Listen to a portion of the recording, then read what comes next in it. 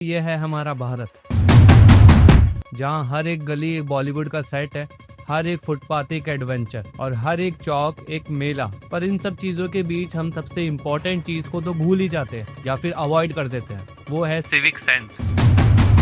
अब आज हम बात करेंगे क्यों हम इंडियंस अपने रूल्स को अपने हिसाब से एडजस्ट कर देते हैं, क्यों रूल फॉलोअर्स को बेवकूफ समझा जाता है और क्यों जब हम जापान और सिंगापुर से अपने आप को कंपेयर करते हैं तो हमको बिल्कुल भी शर्म नहीं आती। ये सिर्फ एक वेकअप कॉल है अपने लिए और अपने देश के लिए। तो अपने देश के लिए शुरू करते हैं।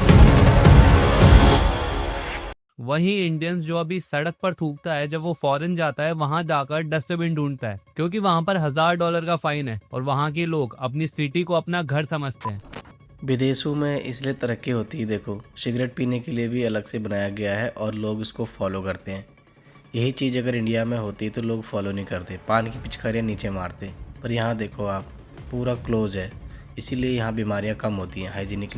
अब बेसिकली सिविक सेंस का मतलब क्या है? वो बेसिक चीज जो ये कहती है कि पब्लिक प्रॉपर्टी को अपना घर समझो, कचरा डस्टबिन में डालो, ट्रैफिक रूल्स को फॉलो करो और दूसरों की स्पेस की इज्जत करो। पर यहाँ हमारा नेशनल आर्ट वर्क ही सड़क पर थूकना है, फुटपाथ पर बाइक चलाना, डस्टबिन के बगल में कचरा फेंकना, ये तो हमारा बर्थ राइट बन गया है। अब सेंट्रल पॉल्यूशन कंट्रोल बोर्ड के हिसाब से इंडिया में हर दिन 1.5 लाख मैट्रिक टन कचरा इकट्ठा होता है, जिसमें से 50% ही वो इकट्ठा कर पाते हैं, जो कि आगे प्रोसेस के लिए जाता है।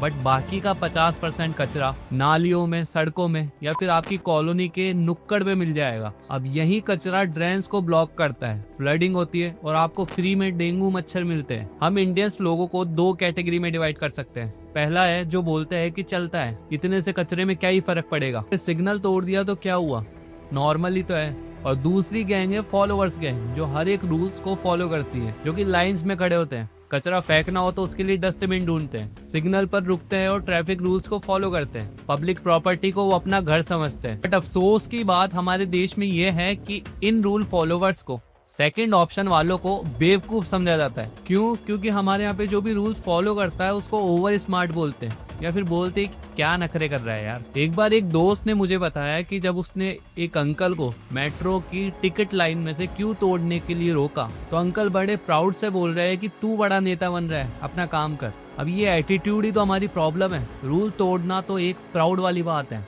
और रूल को फॉलो करना एक बेवकूफी, और इसी वजह से सब लोग सोचते हैं कि सब कर रहे हैं तो हम क्यों नहीं करें। अब रूल फॉलोअर्स को बेवकूफ क्यों कहा जाता है? क्योंकि हमें लगता है कि कन्वेंसी सबसे बड़ी चीज होती है। अब एक रेडिट पोस्ट पर एक बंदा बोल रहा था कि जब एयरपोर्ट लाइन में उसने एक बंदे को क्यों तोड़ने से रोका तो बाकी के लोग उल्टा उसी पर चढ़ गए कि तू कहाँ नेता बन रहा है। अब बेसिकली देखा जाए तो ये मेंटलिटी सोशल ट्रस्ट को खत्म करती है। अब आप खुद ही बताओ, जब रूल फॉलोवर्स को ही शर्मिंदा किया जाएगा तो रूल को फॉलो कौन करेगा और बेसिक सिविक सेंस हमारी कंट्री में कैसे आएगा? और ये जो एटीट्यूड है ये आपको हर जगह दिखेगा। आपको ये एटीट्यूड ट्रैफिक में दिखेगा, मार्केट में दिखेगा, पब्लिक जो ट्रांसपोर्ट में सफर कर रही है उसमें दिखेगा। लोग हेलमेट को ना पहनकर और ट्रैफिक लाइट को तोड़कर बहुत ही ऐसे सोचते हैं कि उन्होंने बहुत बहादुरी का काम कर दिया है। अब हम थोड़ी ग्लोबल तुलना करते हैं जिससे हमको हमारी औकात पता लगे। जापान में लोग पब्लिक में चुप रहते हैं, फोन पर धीरे बात करते हैं जिससे सामने वाले को डिस्टर्ब ना हो, और अगर उनको डस्टबिन नहीं भी मिलता है तो वो कचरे को बैग में रखकर अपने घर ले आते हैं, बट उसको फेंकते केवल डस्टबिन में। अब यूके में पेडिस्ट्रियन क्रॉसिंग पर कार रुकती है और लोग सॉरी बोलते हैं अगर गलती से भी उनकी कार टच हो जाती है तो। और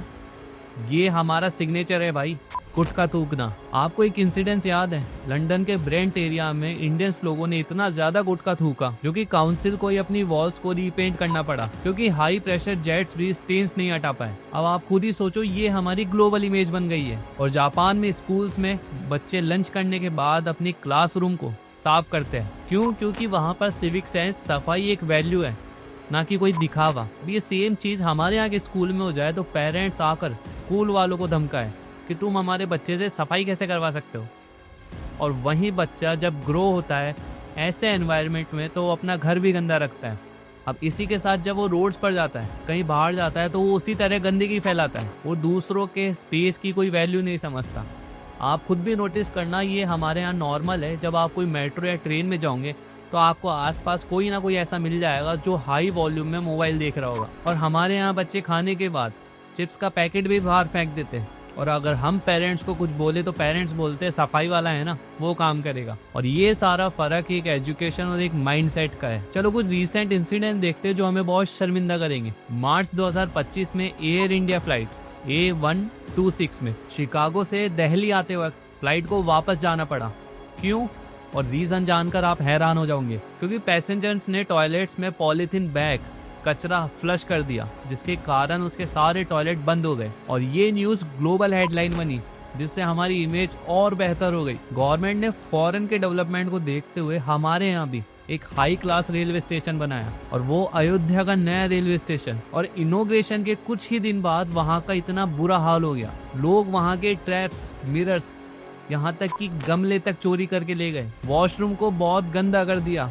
और ये है हमारी वर्ल्ड क्लास मेंटेलिटी। एक और वायरल वीडियो आया है जहाँ कनाडा के एक टूरिस्ट ने हैलोवीन पार्टी के लिए कुछ कैंडी रखी थी, तो एक इंडियन आता है और सारी कैंडीज चुरा कर ले जाता है। बात ये नॉर्मल थी, बट ये पूरा इंसिडेंट सीसीटीवी में कैप्चर हो गया और वापस हमारी ग्लोबल इमेज पे चांद लग गए। अब आपको धीरे धीरे समझ में आ रहा है कि हमारे पासपोर्ट की वैल्यू इतनी कम क्यों होती जा रही। और हमारे इंडिया की स्टार इन्फ्लुएंसर जो कि लोगों को इन्फ्लुएंस करते हैं, वो बाहर जाकर ऐसी हरकतें करते हैं। अब गवर्नमेंट ने कोशिश तो की है, स्वच्छ भारत अभियान में 10 करोड़ से भी ज्यादा टॉयलेट बनाए, ओपन डिफेक्शन को 60% कम किया, और इंदौर 7 साल से क्लीनेस्ट सिटी है। वहाँ के फाइन भी स्ट्रिक्ट है और वहाँ की पब्लिक कोऑपरेट करती है। और सूरत में GPS enable waste collection system बनाया गया। पर प्रॉब्लम यह है कि गवर्नमेंट कितना भी कर ले, हम पब्लिक ही सब कुछ बिगाड़ देते हैं। मुंबई मेट्रो जिसका बजट 4000 करोड़ था, उस पर गुटखे के दाग और कचरा। वंदे भारत ट्रेन के सीट्स और विंडो तोड़े गए। क्यों?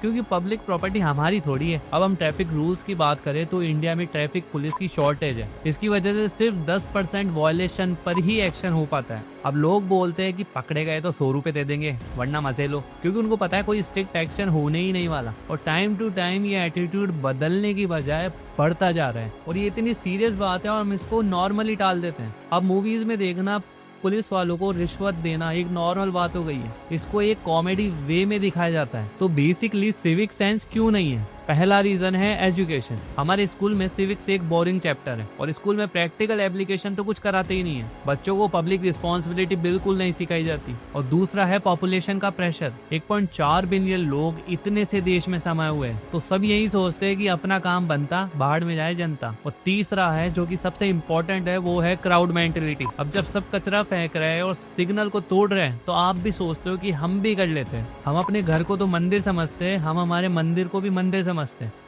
बट जिस देश में हम रहते हैं, जिन सड़कों पर हम चलते हैं, उसको हम एक कूड़ा समझते हैं। अगर हम एक रिवर को माता ना मानकर उसको एक रिवर कंसीडर करके ट्रीट करें तो वो और बेटर हो सकती है। हमसे ज्यादा तो पुराने इंडूस सिविलाइजेशन के लोग डिसिप्लिन थे। जहाँ तक मैं मानता हूँ एक सबसे बड़ा साइकोलॉजिकल फैक्टर है कंडीशनिंग और क्राउड मेंटेलिटी। अब बचपन से हम देखते हैं कि हमारे पापा सिग्नल तोड़ते हैं, मम्मी कचरा फेंकती है। जब एक बच्चा ये देखकर बड़ा होता है तो आगे जाकर वो खुद भी यही करता है। आप एक एग्जाम्पल लीजिए, आप आपके स्कूल में हैं, टीचर ने बोला कि खाना खाने के बाद सब अपने क्लासरूम को साफ करेंगे, बट ये कोई कंपलसरी नहीं है।